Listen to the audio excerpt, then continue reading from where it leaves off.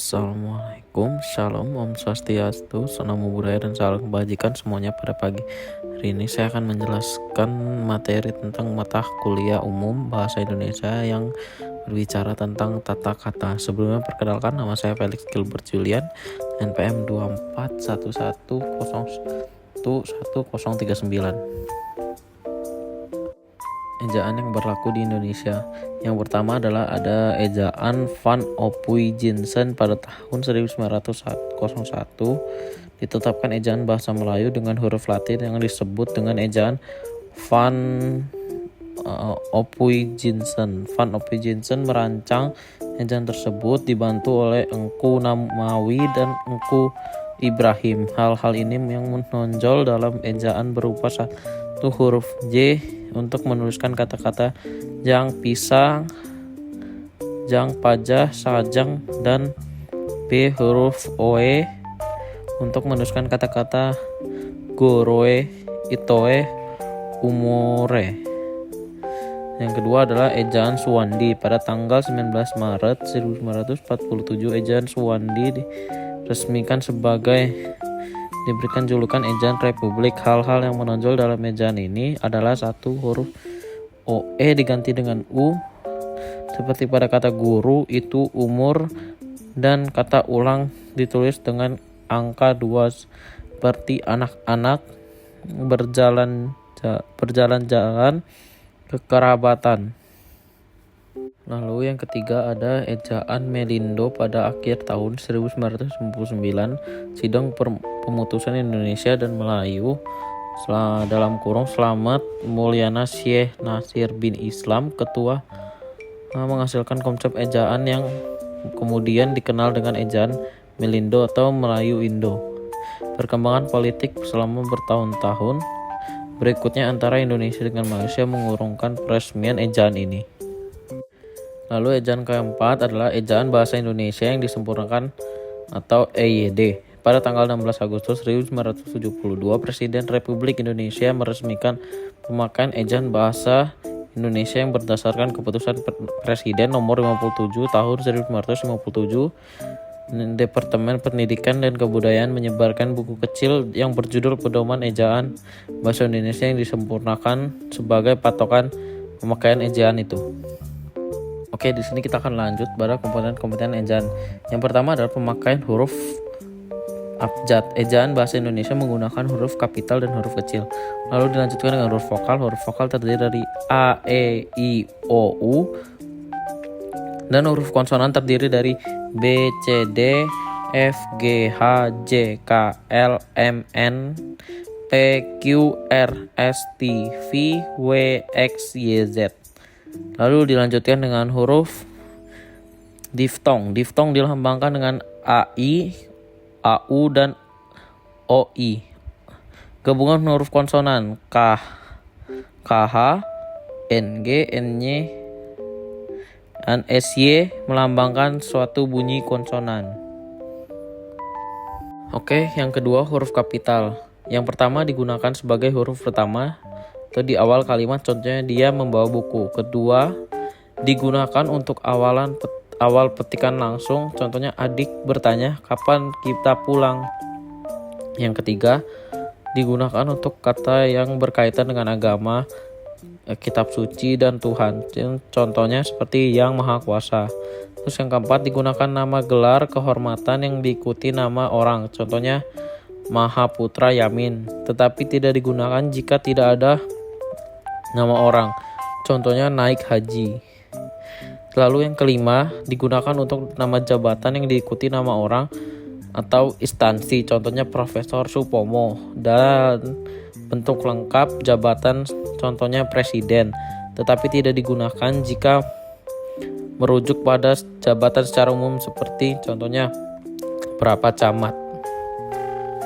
Lalu yang keenam, untuk unsur nama orang, contohnya Dewi Sartika. Yang ketujuh, untuk nama bangsa, suku, bahasa, contohnya seperti bangsa Eskimo, tidak digunakan untuk kata turunan, contohnya pengindonesiaan. Lalu yang kedelapan, untuk nama tahun, bulan, hari, dan peristiwa sejarah, contohnya perang candu. Tidak digunakan tidak sebagai nama, contohnya memproklamasikan kemerdekaan. Terus yang ke-9, untuk nama geografi diikuti nama diri, contohnya Bukit Barisan. Tidak digunakan jika diikuti nama diri, contohnya berlayar ke Teluk. Yang ke-10, untuk nama resmi negara, lembaga, dokumen, contohnya Republik Indonesia. Lalu untuk yang ke-11, untuk unsur bentuk ulang di nama resmi, contohnya Perserikatan Bangsa-Bangsa. Yang ke-12, untuk judul buku, majalah, surat kabar, kecuali kata tugas, contohnya bahasa dan sastra. Ke-13, untuk singkatan gelar, pangkat, sapaan, seperti contohnya dokter, DR menjadi adalah doktor. Terus yang ke-14 adalah untuk kehubungan kekerabatan dalam penyerapan, contoh apa itu Bu, tidak digunakan dalam pengacuan, contohnya menghormati bapak dan ibu. Lalu yang ke-15, untuk kata Anda dalam penyapaan, contohnya sudahkah Anda tahu. Lalu sini ada huruf miring, digunakan untuk nama baku, majalah, dan surat kabar, contohnya Suara Merdeka. Yang kedua, untuk menegaskan huruf bagian kata atau kata, contohnya huruf pertama abad adalah A. Terus yang ketiga, untuk kata atau ungkapan asing yang belum diserap, contohnya Weltan sounds berarti pandangan dunia. Kata asing yang sudah diserap tidak perlu dimiringkan, contohnya kudeta. Huruf double. 1. Penggunaan utama digunakan untuk menulis judul buku, bab, bagian bab, serta dalam istilah daftar tabel, daftar lambang, daftar pustaka, indeks, dan lampiran. Contohnya judul, habis gelap, terbitlah terang. Yang kedua, penegasan teks digunakan untuk menegaskan atau mengkhususkan huruf bagian kata atau kelompok kata. Untuk tujuan ini digunakan huruf miring. Contoh yang salah, saya tidak mengambil bukumu. Contoh yang benar, saya tidak mengambil bukumu. Dalam kamus digunakan untuk menulis lema dan sublema serta lambang bilangan yang menyatakan polisemi. Contohnya kala V1 tidak menang, kedua kehilangan atau merugi, ketiga tidak lulus, dan 4 tidak menyamai. Penulisan kata. Kata dasar ditulis utuh tanpa perubahan. Contohnya buku itu menarik. Dan kata turunan. 1. Pertama imbuhan atau awalan, sisipan atau akhiran. Ditulis nyambung dengan kata dasar. Contohnya seperti berjalan. Imbuhan pakai tanda penghubung jika ditambahkan singkatan atau kata asing. Contohnya seperti strip PHK dan strip kan. Jika gabungan kata imbuhan nyambung kata terdekat, contohnya bertepuk tangan. Yang keempat, jika gabungan kata diberi awalan dan akhiran sekaligus, ditulis serangkai, contoh dilipatkan gandakan. Lalu yang kelima, gabungan kata yang salah unsurnya hanya dipakai dalam kombinasi, ditulis serangkai, contohnya adipati. Lalu di sini ada bentuk ulang. Bentuk ulang yang pertama ditulis dengan tanda hubung, contohnya anak. Yang kedua, awalan dan akhiran ditulis nyambung dengan bentuk ulang, contohnya kekanak-kanakan. Lalu di sini ada gabungan kata. Yang pertama, unsur gabungan kata yang lazim disebut kata majemuk, ditulis terpisah, misalnya duta besar. Lalu gabungan kata yang dapat menimbulkan kesalahan pengertian dapat ditulis dengan menambahkan tanda hubung di antara unsur-unsur untuk menegaskan peralihan unsur yang bersangkutan. Misalnya anak strip istri Ali. Yang benar adalah anak istri strip Ali. Ketiga, gabungan kata yang dirasakan sudah pada benar ditulis serangkai, misalnya acap kali. Suku kata. Jika ada dua vokal berurutan pemanggalan dilakukan diantaranya keduanya. Contohnya seperti bu strip ah, diftong ai, au, oi. Tidak dipenggal. Contohnya seperti pan strip dai. Jika di konsonan di antara dua vokal pemenggalan dilakukan sebelum konsonan, contohnya seperti ba strip pa. Jika ada kedua konsonan berurutan pemenggalan dilakukan di antara keduanya, contohnya seperti ap strip real. Jika ada 3 atau lebih konsonan berurutan pemenggalan dilakukan oleh konsonan pertama, contohnya ul dan strip tra. Kata depan di, koma ke, koma dari, dan dari.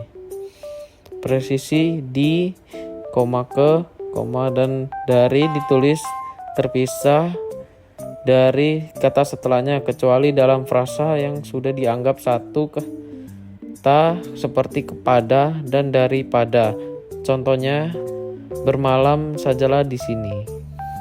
Partikel lah, kah, dan tah ditulis menyatu dengan kata sebelumnya. Contohnya bacalah buku ini baik-baik. Partikel pun ditulis terpisah dari kata sebelumnya. Contohnya hendak pulang tengah malam pun sudah ada kendaraan. Partikel per yang berarti demi, tiap atau mulai ditulis terpisah dari kata setelahnya. Contohnya mereka masuk ke dalam ruangan satu persatu. Lalu singkatan dan akromik. Singkatan yang pertama bentuk singkat dari satu atau lebih huruf. Singkatan nama orang, gelar, jabatan diikuti tanda titik setelah setiap singkatan. Contohnya AH titik A titik H titik Nasution. Terus singkatan lembaga dokumen resmi menggunakan huruf kapital tanpa titik. Contohnya DPR, Dewan Perwakilan Rakyat. Singkatan kata diikuti tanda titik. Misal contohnya jumlah JML titik. Singkatan 3 huruf diakhiri dengan titik. Contohnya seperti DLL titik dan lain, artinya dan lain-lain. Singkatan 2 huruf surat menyurat diikuti tanda titik. Contohnya A titik N titik atas nama. Ya, terus lambang ilmi, kimia, ukuran dan mata uang tanpa titik. Contohnya CU atau kuprum. Kedua, ankronim, singkatan dari 2 kata atau lebih yang dianggap kata. Ankronim, nama diri dari huruf awal ditulis kapital tanpa titik. Contohnya LIPI, Lembaga Ilmu Pengetahuan Indonesia. Akronim, nama diri dari beberapa kata ditulis dengan huruf awal kapital. Contohnya Bulog, Badan Urusan Logistik. Akronim bukan nama diri ditulis huruf kecil. Contohnya pemilu, pemilihan umum. Lalu ada angka dan bilangan. Bilangan dapat dinyatakan dengan angka atau kata. Angka digunakan sebagai simbol bilangan atau nomor umum, dipakai dengan angka Arab atau angka Romawi. Contohnya seperti yang ada pada PPT ini. Lalu kita lanjut dengan kata ganti ku, kau, mu, dan ya. Kata ganti ku dan kau ditulis dengan menyatu dengan kata setelahnya ku, mu, dan ya. Ditulis dengan menyatu dengan kata sebelumnya. Contohnya buku ini boleh kau baca. Kata si dan sang. Si dan sang ditulis terpisah dari kata setelahnya. Contohnya, surat itu dikembalikan pada si pengirim. Sekian dari presentasi dari saya. Saya mohon maaf jika bila ada salah kata dalam sama atau presentasian. Sekian dan terima kasih.